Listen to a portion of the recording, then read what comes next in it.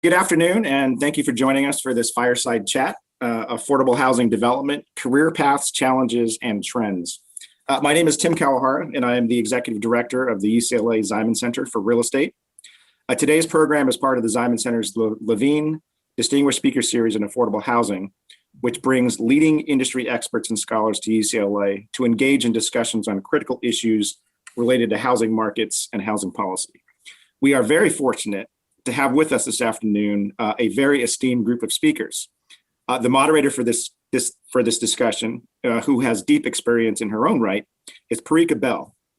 Perica is the Managing Director, Head of Originations for Community Development Finance at MUFG Union Bank, NA.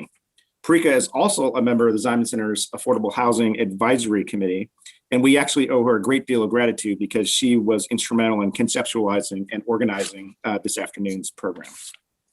Joining Perica is Denise Wint, Director of Real Estate Development at EAH Housing, which is a highly regarded nonprofit developer and operator of affordable housing focused on our most vulnerable populations.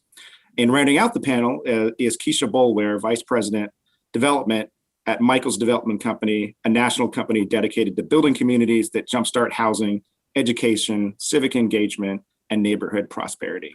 And with that, I will turn it over to my friend Perica. Thanks, Tim. Thank you so much for that warm introduction. Really appreciate it. I am so excited to be with friends and really have a chat about our careers, what you're seeing in affordable housing, past, present, and future, and really getting some input from our virtual office. So really want to start talking about, some of your career journeys, some lessons learned. Then we'll talk a little bit about some trends and some opportunities that you're seeing in the affordable housing space. And then there'll be time to listen and hear some questions from the audience. But first off, I really wanted to talk about just your overall journeys. Kecia, starting with you, as you think, as you know, and affordable housing is such a interesting business that I've never heard anyone have a direct route into the business. There's always, some type of journey that was a circuitous route. And so, I really wanted to hear from you and hear about, what are some pivotal points in your journey that led you to affordable housing, but also commercial real estate in general? Sure. Thanks, Perica. It's great to be in discussion with you and Denise, and thank you to the Ziman Center. I'm really pleased to be here today. But you're correct. It was a circuitous route. I think, I look back and the seeds were planted along the way.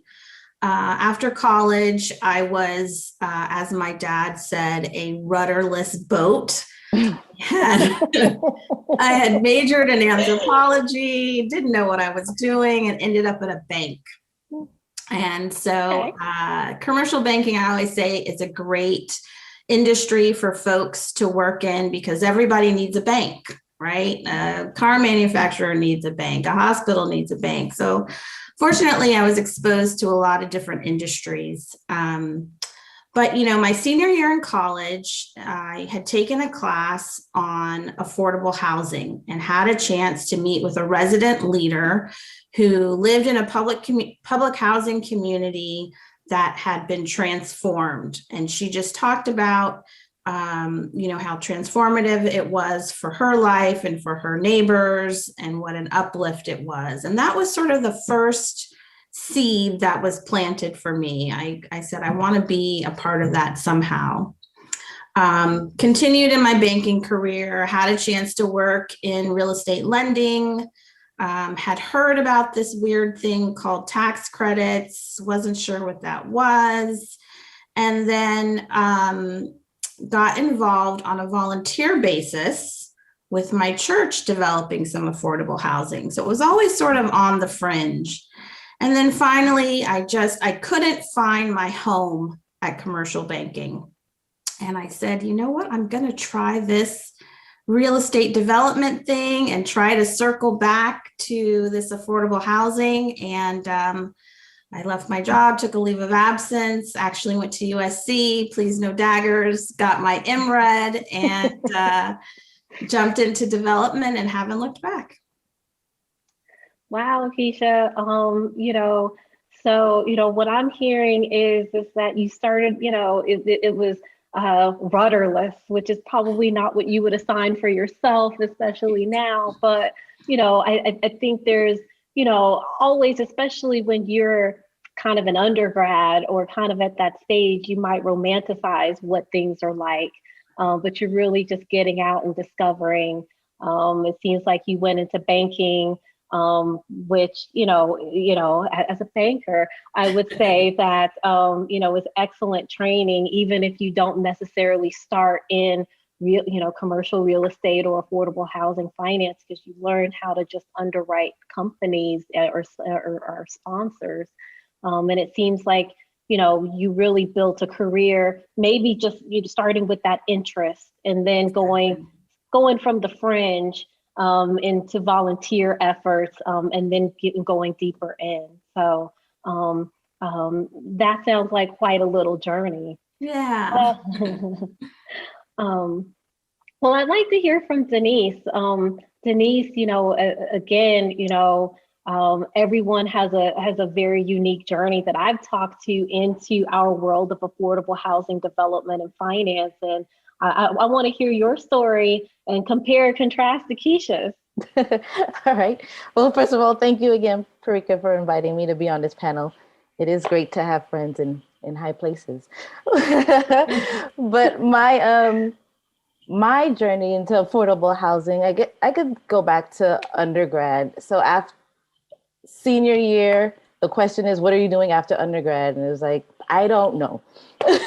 So one of my friends, she was actually getting ready. She knew what she was doing. So she got accepted into to do a dual master's program at UCLA. But she had sent me a link. She said, here's this link. It was for public allies. She said, maybe you could do something with them. I didn't know anything about it, but I said, okay, I applied. I got help from one of my deans in undergrad to submit the application and eventually got accepted into the program. And I was placed at a community development nonprofit organization, not too far from USC. And with this particular program, we worked primarily on financial literacy and working with small, medium-sized companies to help get their employees to work towards savings and investing and starting up a business or going back to school. And so through the Public Allies program, we also had training that brought all of the other individuals who were participating in the program that year together. Every week would have a different training. So we had people that were placed with youth organizations, housing organizations, the Blind Center, different schools. They were just placed all over. So we learned so much about what the other individuals were working on within the community. And so eventually I said, okay, well, I'll go back to school, get my master's in public policy. So I ended up at USC. And at first I thought I was getting into education policy, but I said I wanted to work for the government because that'll be a way for me to change everything that's happening. Change and a steady job. Yes, exactly. Follow my parents' American dream. I'm first generation American, and it was get a good job, get a good education, and that'll set you free pretty much. But because they are from the Caribbean, it was also have something else to supplement your income. And so anyway, so I ended up getting into USC and started studying policy, and I started doing more classes in community and economic development. And that's when I started falling in love with that, and got an internship with a local city, Inglewood, and worked in their community development block grant division. So again, working with different organizations. And at that time, they were looking at financing an affordable housing development with the People Assisting the Homeless path. And so just being in, which is why I really support internship because it opened my eyes to a lot, and it exposed me to so many different aspects of the work that the city was involved in when it came to financing, when it came to the development process. So I was able to stay with them beyond my internship. They brought me on full time, and I worked with them throughout my graduate studies programs. But I realized that working the government route was going to be a long process. and I said I wanted to be involved in the physical transformation of communities. I said, you know, providing the funding was one thing, but I wanted to get in the community and see the buildings going up. And I realized that it was going to take probably my entire career to work on a project. And whereas on the private side, it's like, wow, they're able to get things done so much faster. So maybe I need to go that route. And so I just threw my resume out there as reaching out to different organizations that I came across in different articles. There was one article in Essence magazine that did a feature on Sharon Sumter. She worked with the Bedford Group, I believe, at the time. And I said, this is what I want to do. She is who I want to be.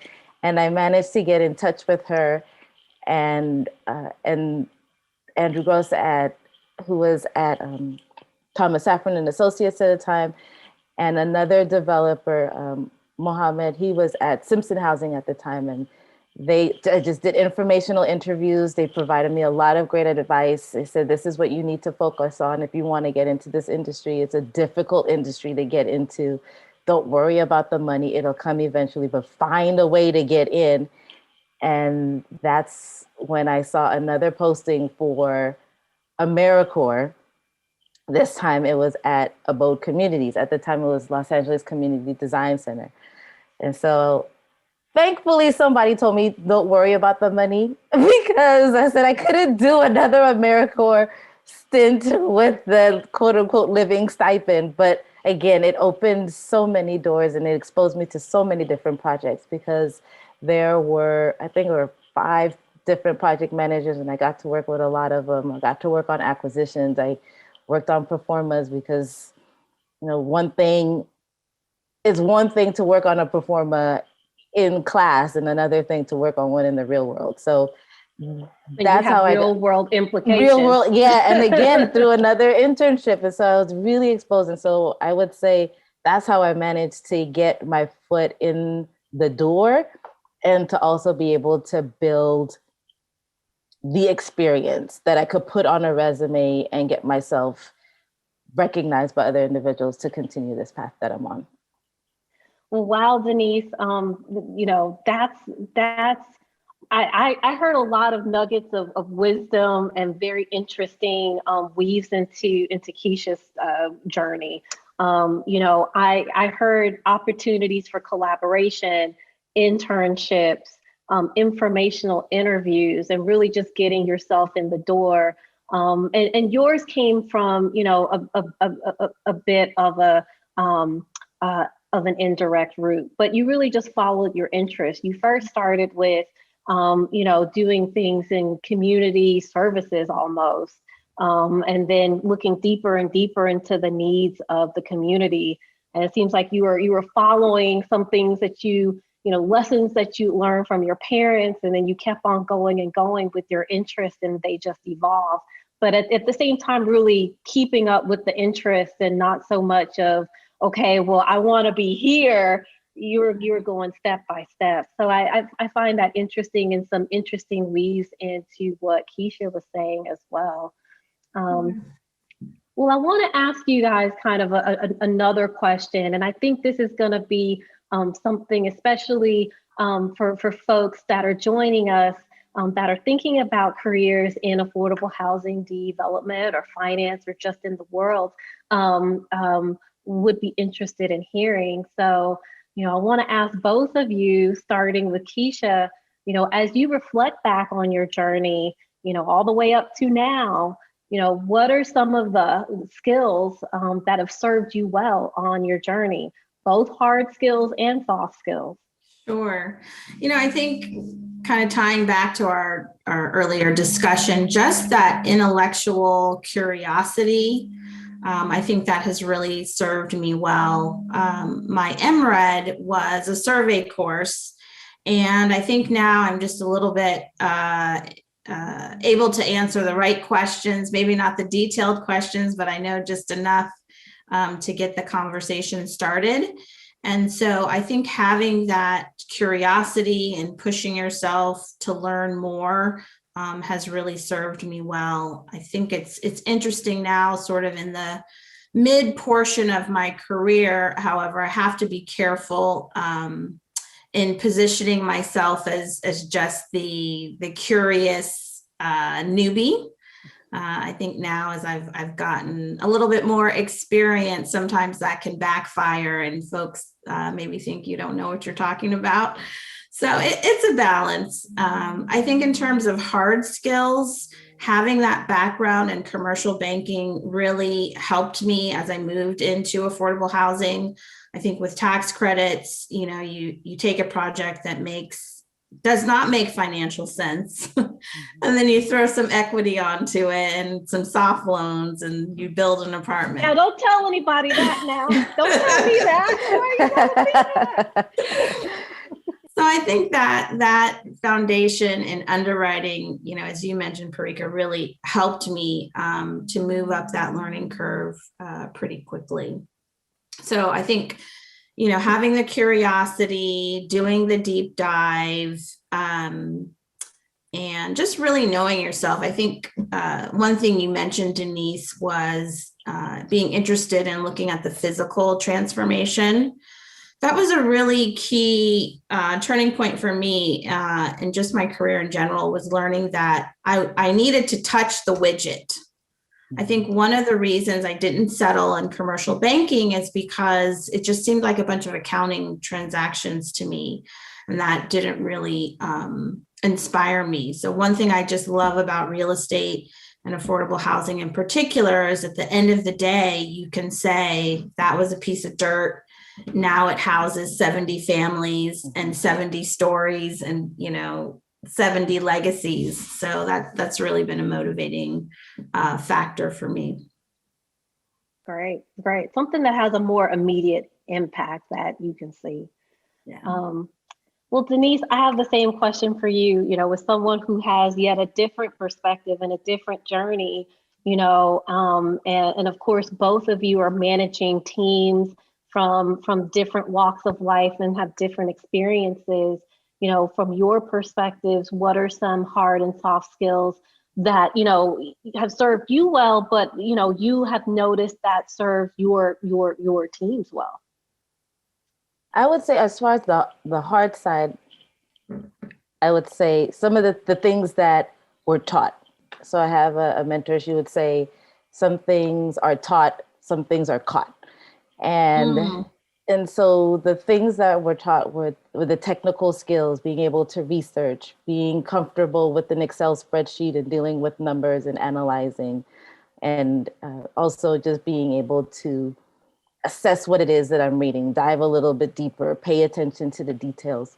Yeah. And the other things that I caught along the way, just being able to get out there and speak to people, was one, not be intimidated or shy, because I don't know what I don't know. And in order for me to know, I need to reach out to those who do know. And so being able to put myself in a vulnerable space to get out there and say, hey, I'm interested, would you help me? There were a lot of people that did not respond to me, but the 3 people who did allowed me to be where I am today. And so I would say, as I tell people who reach out to me, whether they're intern or on my team, just let it be known that this is what you want. And if there is a way for me to grow in a capacity that I am short on, let me know. Say, this is what I want to be able to do, and we could put a plan together in order to make that happen. So I say follow-up is also very critical. Time management is a key point in dealing with what we deal with, because there's always an emergency. As one of my old CEOs used to tell me all the time, your emergency is not my urgency. So just being able to, to end the relationship. That's been the biggest thing for me. And that could have just been something that I was raised with within my family, because my father would always tell me, people don't want to do business with you. They can't see you or interact with you or know who you are. And oftentimes I tell my team, like, that's where the deals happen. You know, you can always pick up a phone and say, I need this, I need this, I need this. But sometimes if you just say, hey, how are your kids doing? You know, is it graduation time already? Like, it just opens up to the person being more receptive to who you are. You see them as a human being, and we are all doing the same work, but it makes it a lot. It seems as if it's a team effort and we're all working collaboratively. So I would say those are some of the key things that I've been able to, like I said, to learn, to continue to practice within the work that I do, and also try to teach and share with my team that those opportunities are there for them as well. Ooh, lots of nuggets there, Denise. Lots of nuggets there. And it totally resonates with me, you know, a lot of the things that you said with respect to my journey, but, you know, seeing people that I coach, manage, or mentor, particularly, you know, asking for help, you know, to this day. And I know that you do this as well. I know that, you know, you're mentoring a lot of people and you're talking to people, kind of giving of your own time. And I do that as well, you know, kind of reminiscent of people helping me out, you know, kind of just saying, hey, I'm curious about this, and not really knowing what response you're going to get, but really reaching out, also establishing relationships, and, you know, and moving beyond the transactional. That's something that resonates with me, you know, particularly in our heavily virtual world, where it is easy to kind of fall into, you know, really just kind of seeking a one-way transaction as opposed to looking at a longer view. And definitely, Kecia, when you were speaking about that intellectual curiosity, you need loads of it in affordable housing, because things always change. Nothing ever stays the same. And there's really never a cookie cutter approach to really any of the deals that you all close and that we finance. So having that grow in intellectual curiosity, I think, helps you through some of the more difficult aspects. You know, this may sound crazy, and I know we all look 22, but I've known you two for 15 years, at least 15 years. And so, you know, just looking at you all, and, you know, you have your perspectives on your careers. Well, I've been watching you for 15 years, at least 15 years. And, you know, you might not know this, but you all have taught me lessons, you know, one, you know, the importance, you know, Denise said, spoke to time management. You know, you guys taught me to also manage my energy. You know, there's some things that grow you that, you know, that you might be taking a lot of time on, but it's also something that you're energetic about, and think about those things that energize you versus drains you. And so that's kind of another layer of time management. You know, the one thing that you both taught me, and I'm thinking specifically of Denise, is that your career is more than your job. And you guys said that, both of you, in kind of your career journeys. Like Kecia, you know, you were working in commercial banking, but then you were also volunteering and in developing other skills and other interests. And so, you know, really thinking as something that is a career to be managed as a holistic, you know, organism, as opposed to the, you know, or not just the job that you're going to every day, help broaden my perspective. And then just, you know, defining your own path, and articulating the unique value that you bring to the table, is something that I've really learned from you two as well. So I want to thank you for that. The last, you know, question that I had for you before we transition to some of the things you all are seeing in affordable housing development. It's kind of an open, big question, but just really your slice of your perspective. How might we continue to diversify the space in terms of leadership and ownership ranks? How might we do that from your perspective? I'd like to hear from Denise first. She's got a large team that seems very diverse. I'm extremely impressed. So I want to learn a little bit from you before I give my 2 cents. Well, I inherited a really great diverse team. And I think it speaks to the leadership that we have. So Welton is our Chief Real Estate Development Officer. He had a vision in place and diversity was one of them. And so you do see a really great mix of men and women, different experience with as far as the number of years in the industry that we've been in, different racial backgrounds. And so, you don't see that often.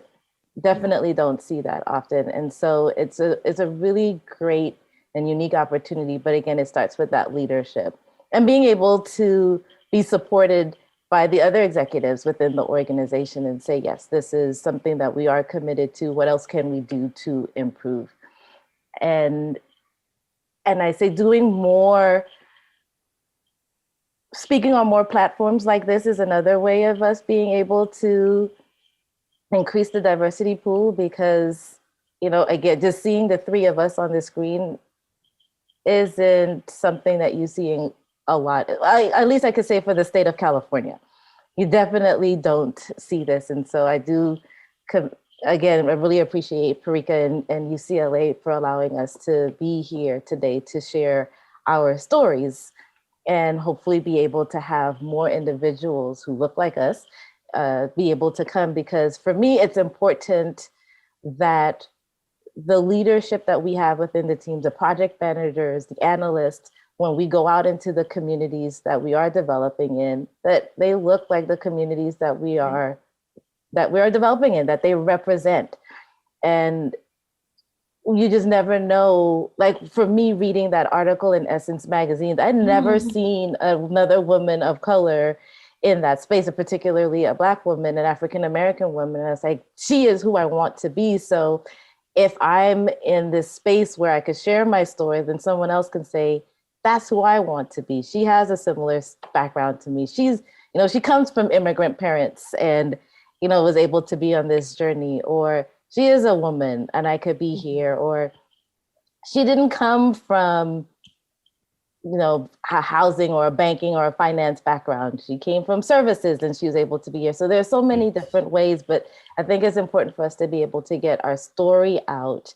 And in order for us to get our story out, we need to have more platforms like this for us to be able to share. And also we have to reach in places that we typically don't go to when it comes to recruiting and outreach. We go to UCLA, we go to USC, but what about the trade colleges? Where are there higher numbers of people of color that are, or women that are represented that we need to go out and touch and let them know about it? So one thing I said, I want to go back to my high school, which is in Inglewood. It's an all-girls high school, predominantly young women of color. But if I go there and tell them about my journey, maybe I'll be able to get more folks like them or like me to be in this field. So that's just one little nugget. No, those are definite gems. And like you said, the narratives and the stories are important. I'll share that I was a bio-sci and a journalism major. And I fell into this world. I cannot tell you of any direct way that I could have gotten into commercial real estate, finance, or affordable housing. And just more awareness is definitely pivotal. So Kecia, any thoughts or insights? Yeah, just really echoing kind of what you all said. I think it has to be a priority from leadership. It has to be a priority from hiring managers. Myself just hiring folks, you really kind of have to push your HR department. You have to push your recruiters. Please stop sending me the same resume with the same profile. and just sort of demand that. Also, I think we're seeing some positive on the regulatory side. I know CIDLAC now has a set aside for persons of color, which I think is really great. And I think it's, it will be an incentive, right, wrong, or indifferent, just to really grow that talent. And I think from my perspective in my company, it's really looking to cross train. I would say we have more folks of color in our ranks that are front facing. So folks in property management and maintenance. And so just looking to them, are they interested in coming into development, because they bring an extremely valuable perspective, familiarity, but maybe not be the traditional route. Right. No, all good gems there. Well, thank you. Thanks for sharing some of your insights, and hopefully folks that are on the webinar can appreciate and listen and learn to on some of those insights. I want to shift now to having a little discussion on some affordable housing development trends. Kecia, you mentioned just before the set aside for Black, Indigenous, people of color, for CIDLAC. But just wanting to hear some other things that are affecting your world, whether it be legislation related or costing related, just so that people get a flavor of what affordable housing development is right now, kind of, in this interesting space where where the pandemic isn't exactly behind us. Right. Well, I think it's a really exciting time. There is an understanding that we have to have a holistic approach to solving this affordable housing problem that we have, particularly in the state of California. And so there's a lot of new legislation coming about. I think there's calls for more direct funding. Mm-hmm. You're starting to hear, housing is infrastructure. Mm-hmm. So I'm really excited about that energy. Sometimes it's a little hard to keep up.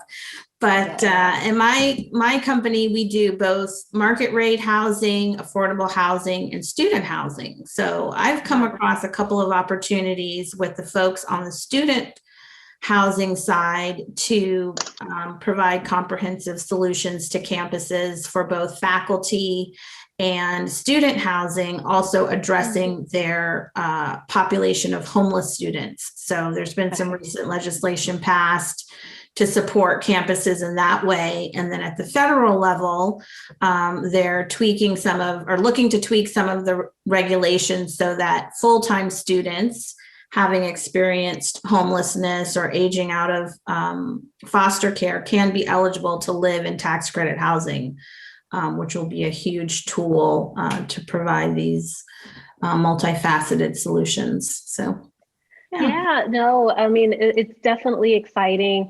I agree with you that, one of the many things that the pandemic laid to bear is the importance of having a roof over your head, and everyone having a roof over their head. And there's definitely, at least in California, we have kind of a patchwork quilt of sorts, trying to cover and cobble together, kind of the most intense need, which right now, really encompasses special needs and homelessness. But, looking forward, it's like, well, there's people who are who have working jobs and who are housed, and maybe not so much as securely housed, but they're maybe 1 to 2 paychecks away or a health related challenge away from being homeless. So like, how do you address that? There's also discussions that continue on the missing middle. How do we address that? And that was already amid challenges with the bond shortages here, but hopefully, there is some federal regulation that might alleviate some of those challenges, particularly with the bond program. I, for one, would love to see I'm not going to get too technical with the crowd, but I'll lay something out. But it would be great to see a 20% test instead of a 50% test here. I think that would help a lot. But Denise, so what are you seeing? Challenges, opportunities, what's going on and what do you see in your world? I would say some of the challenges is definitely getting the projects to break ground and start construction, because I mean, it can range from just construction costs continuing to increase, and we just can't quite close the gap of what we need. And I keep seeing lumber futures, and I keep seeing things like that. I see some of our clients putting in 10, 15% contingency. And at first I was like, how nice of them. And then I learned that it was a different situation. Yeah, because you don't know what's going to happen, and you're trying to close and say we could break ground, and the costs just continue to increase because there's such a short supply. And you know, so we have a great pipeline. I'm sure all of the organizations that you're working with have such a robust pipeline, but we just can't get them through fast enough because it's not enough money. Or you're concerned now with some entity coming and saying that you're not working hard enough or fast enough. There are more homeless people, or more people becoming newly homeless or unhoused, and you're not moving fast enough. So we need to do something else. So let's redo the funding. Or all of a sudden, after you have it all. After you have everything there, and it's just like, oh my gosh, it's like, we're just right there. Like, just stop changing for right now so we can just get this project, start construction, and then we can move on. And I was like, okay, we got to wait another year. And it's like, that funding source may be going away again if you don't move fast enough, and then it's another delay. And so I would say those are some of the challenges. The opportunities, I'm sure there are plenty, but and just trying to be quote unquote innovative and creative, and what other building materials are out there that we could use to help reduce the costs, or what other partnerships do we need to forge in order to move these projects forward, or what other partners do we need to have with, as far as stakeholders or elected officials, in order to really understand what it takes. As in, you know, we see the visibility of the struggles that we're going through, but in order for it to happen, we all have to work together, and we also have to understand what the root causes of some of these situations are. Like, until that happens, the finger pointing has to stop. Yeah. Amen. I think everyone, has these ideas of, we're going to work together and we're going to solve the problem. Right. But you have to get down into those details. Absolutely. Because you get to that closing and someone has a great idea. Oh, we're going to throw in this homeless money. And legs don't match, and the MIs don't match. And so you really have to get into those details. So that's, a challenge that I think we see is, especially at the state level. I know they're trying. I think Fiona Ma is great, but we got to get down into those details to make sure that the programs are working together. I'd love to see the state make some of their sources available during construction, not just at perm conversion. That would be really helpful. And I know we're really trying to look at some other financing tools that don't involve these soft subsidy programs. We're seeing a lot of movement where you have the ownership with a governmental agency, and they can provide some other types of concessions, and obviously have access to low interest rate financing where you can reach out to that missing middle. I know there's a lot of work going on in San Diego in particular. They're raising a fund to address specifically the missing middle, 100 to 150% AMI. And you're right, Perica, that is critical on the continuum. We see with the pandemic, with housing costs, and when these stays go away, I'm very concerned, what's going to happen to folks because, the price of rent and housing is, continues to skyrocket. Well, I'm certainly happy that you two and your organizations and organizations like yours are on the front lines, because you guys basically said it. you're taking multiple sources, be it city, county, state, federal. And, I often tell people, especially when I'm trying to explain affordable housing and how it makes sense and why it is so complex, I say, well, for every dollar that you're taking that isn't a private dollar or your dollar, there are stipulations, there, and those stipulations are usually tied to unique policy goals attached to every dollar. And so if you're taking 5 to 6 slices of dollars from different people, you're having to align those policy goals of 3 to 5 and sometimes more for really complex transactions. And from what I'm hearing from the both of you, that's not likely to immediately go away anytime soon, especially kind of as we move beyond, hopefully post-COVID, where there will be a lot of discussions and how do we recover, what do we do, but there'll be probably different policy-oriented goals around that. So I am glad that you all are at the front lines of that challenge. And once you figured it all out, you come to me. Then we come to you. Right. You can put the bow on it. It's like, I know I believed in you this whole time. And of course, we kind of hear the discussions during a closing and we're like, oh, well, you guys figured that out. Or, oh, you want me to do something? But I can't. I'm the lender. I'm the main one. I'm senior lender. Junior lenders just do Figure that out. Figure it out. So, but I'm really happy that you all are on the front lines and really tackling these challenges, but also partnering with all of the stakeholders in these transactions as well. It takes true talent and grit. So, well, with that, thank you, Kecia. Thank you, Denise, for joining me on this discussion. I want to open it up for questions from the audience. And I know that I've had several texted to me. So I'm just going to get going. The first question that we have is, do you have any recommendations for someone coming from the design and construction industry now looking to get into affordable housing development? And I'll open that up, but I will say that, at least in my span of being a part of affordable housing development and now finance for the bigger part of my career, I've seen a lot of this. I've definitely seen a lot of transition of architects, of folks then transitioning to affordable housing development.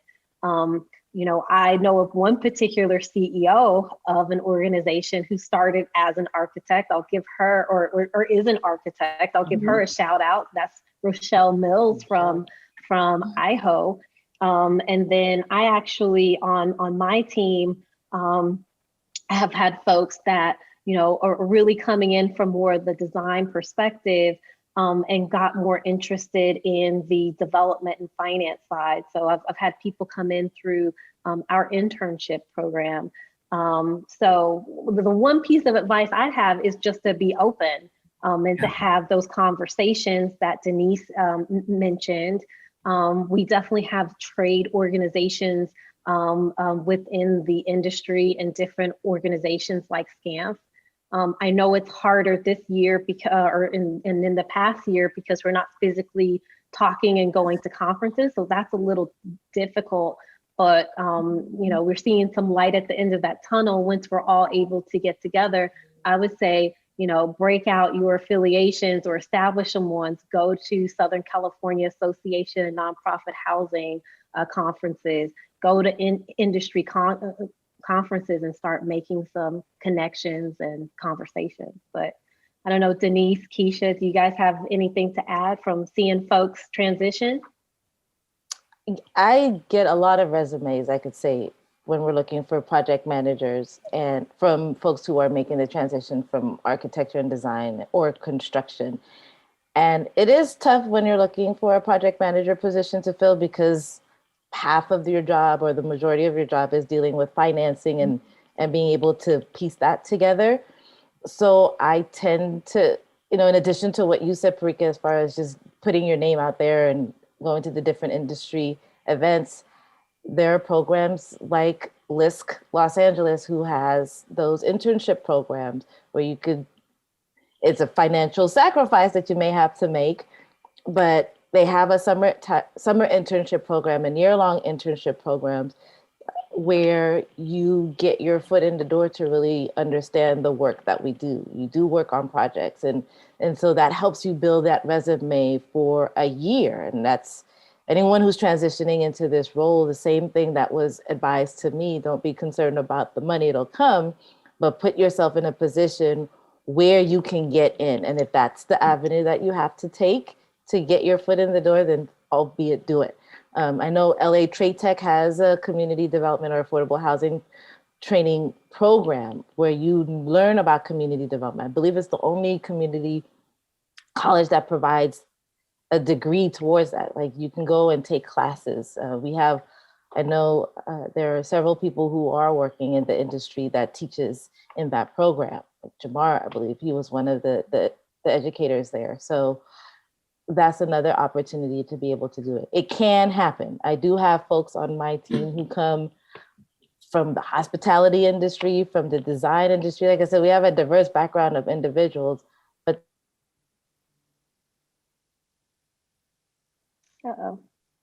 She froze. into, Oh, there you go. oh, sorry. They had to put a little bit more focused energy and effort into getting into that field. Yeah, and I would say don't get too easily discouraged. Denise is right. It might just take a little bit more. I would say look at developers, look at other consultants that support the affordable housing industry. So there's a whole industry of third-party construction managers. There's consultants that do feasibility studies and run finance applications.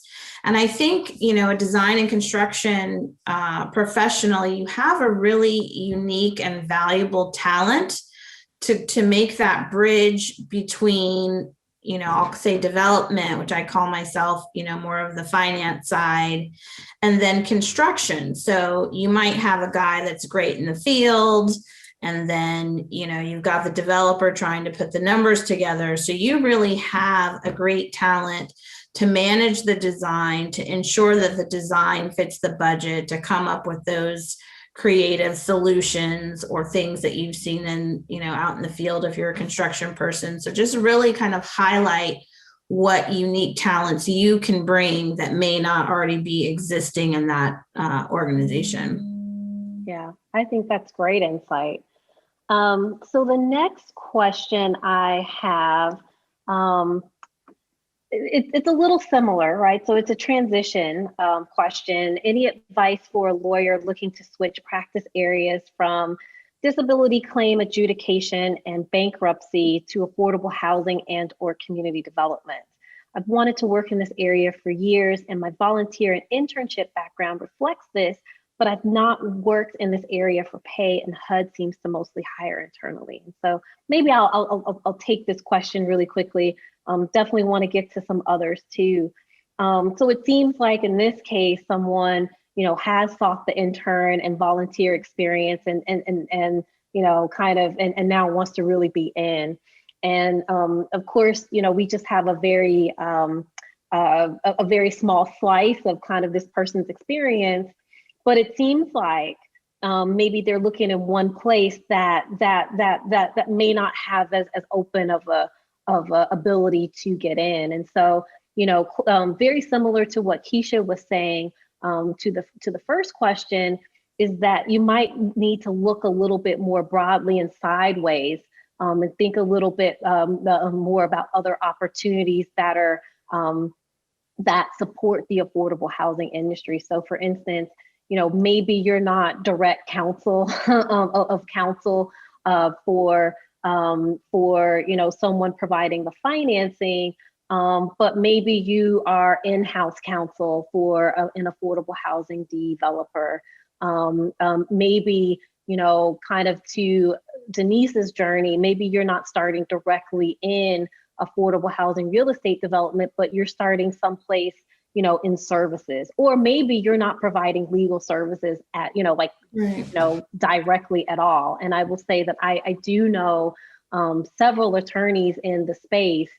I don't know if they started out in like, you know, commercial real estate law or anything like that, but I do know that they, you know, were lawyers, and they either continued that within the field, or they transitioned and they, you know, still use their negotiation skills, but maybe they became finance managers.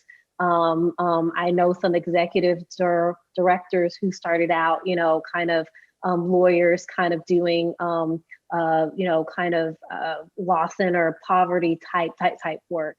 So there's different avenues there, but it may not be, oh, I'm going to be of counsel of HUD, or I'm going to be of counsel of this organization. So I'm going to get to another question. This one is, let's see, I'm trying to, with the change in administration in Washington, D.C., is there any public policy action or legislation that you would like to see enacted with regard to federal housing policy, HUD policy? I have some thoughts, but wanted to see if you guys had any insight before I dug in. I'm not going to get the nomenclature right, but I'm just really excited that they've restored the responsibility to affirmatively promote fair housing.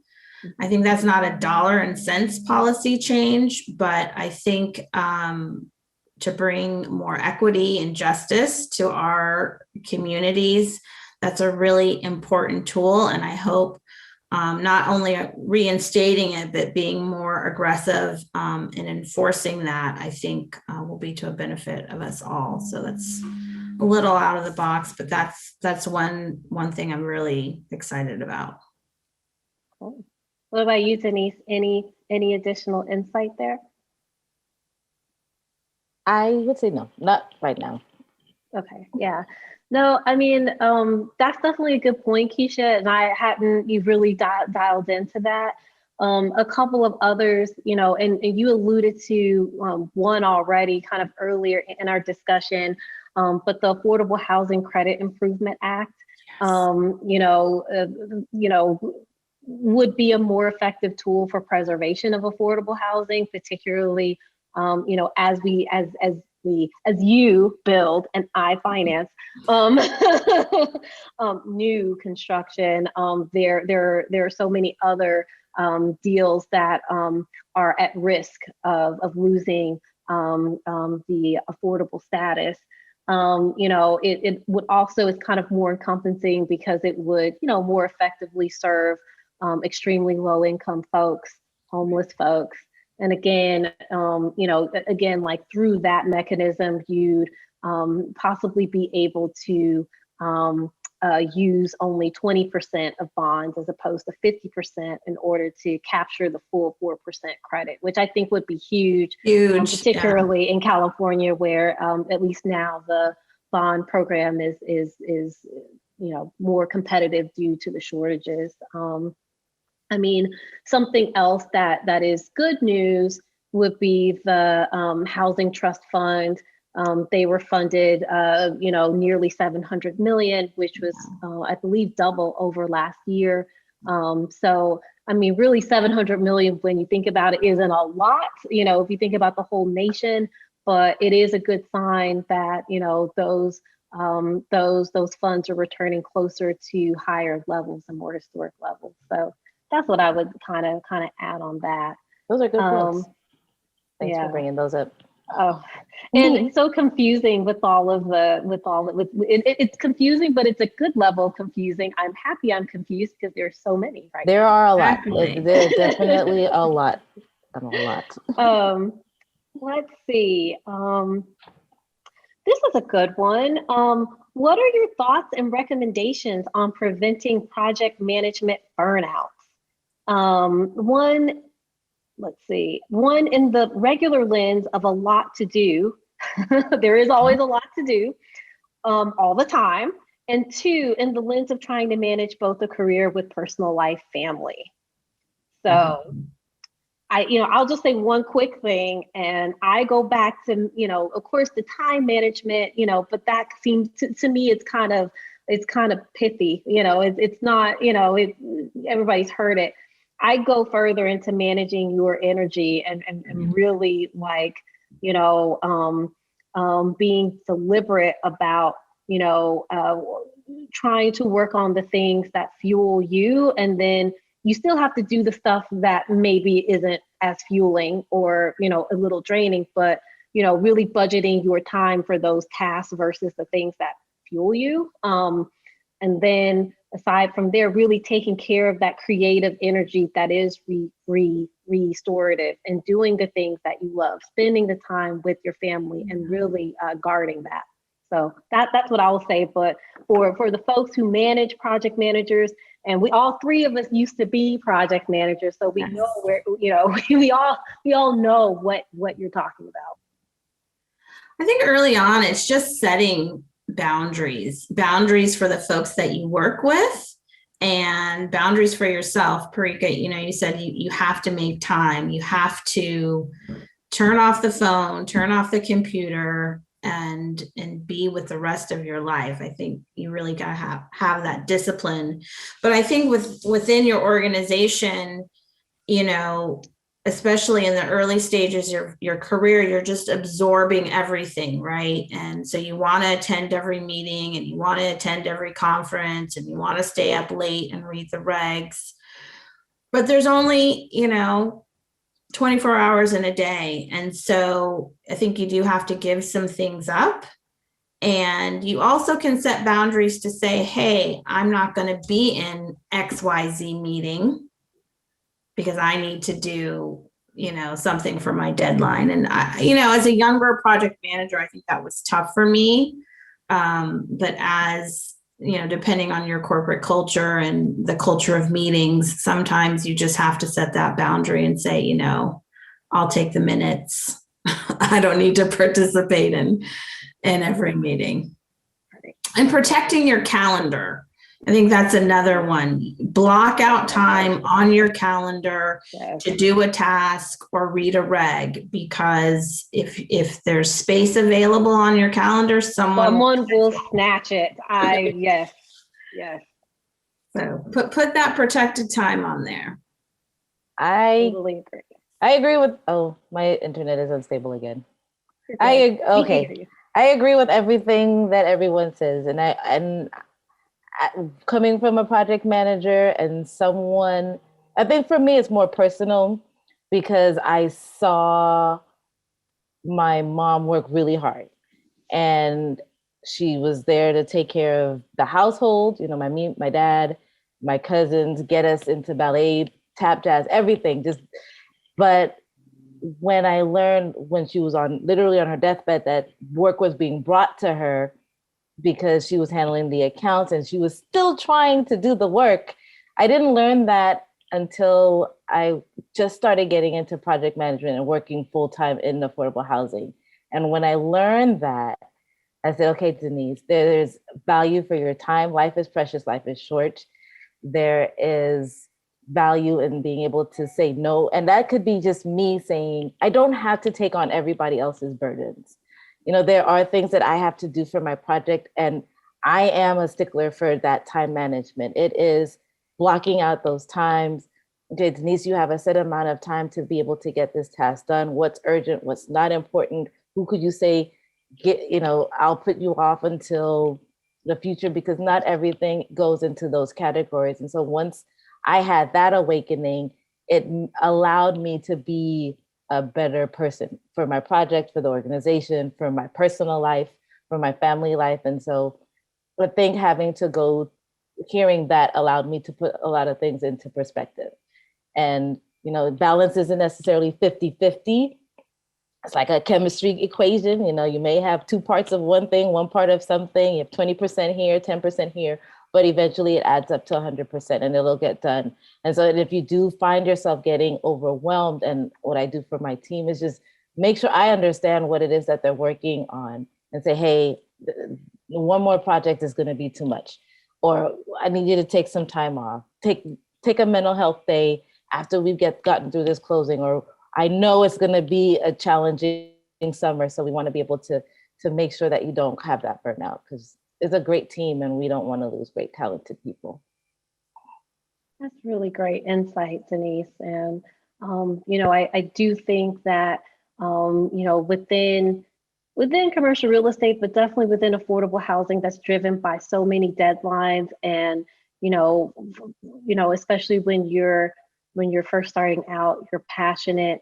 Hopefully you still maintain that passion. But you sometimes feel a special weight on your shoulders that you have to do this and that you need to do this because it's not just affecting you, it's down the line affecting other people's lives. You have a responsibility to your organization. And of course you want to build your career. There's so many weights. And so, your insights, Denise and Kecia, are invaluable because you guys have been there at the beginning and kind of seen the other side. And it's good for people to see that sometimes you just have to kind of step out and get some perspective because you want to be here for the long haul. You want to be here and playing with me, Kecia, and Denise. So we have to keep you around. So please don't burn out. And ask for help. Saying help Yeah. doesn't mean you cannot do your job. And I have to remind some of my project managers, you saying I need help tells me, okay, let me just find out what I need to do in order to make sure that the project is successful. The team is successful. I want you to be successful. I don't want you to trip over yourself because you feel that if you're asking for help, you're failing. And that is absolutely wrong. Great insights. Well, speaking of time and time management, we are out of time. So once again, thank you so much, Kecia. Thank you so much, Denise, for joining me on with this conversation. It was so great to talk to you. It's kind of fun and we only see each other whenever we want to get together and have a public panel and discussion, but I hope to see you in person soon when outside is fully open. And really thank you for sharing your path and journey and insights with the crowd. Thank you so much. It's been a great pleasure. Thank you, Perica.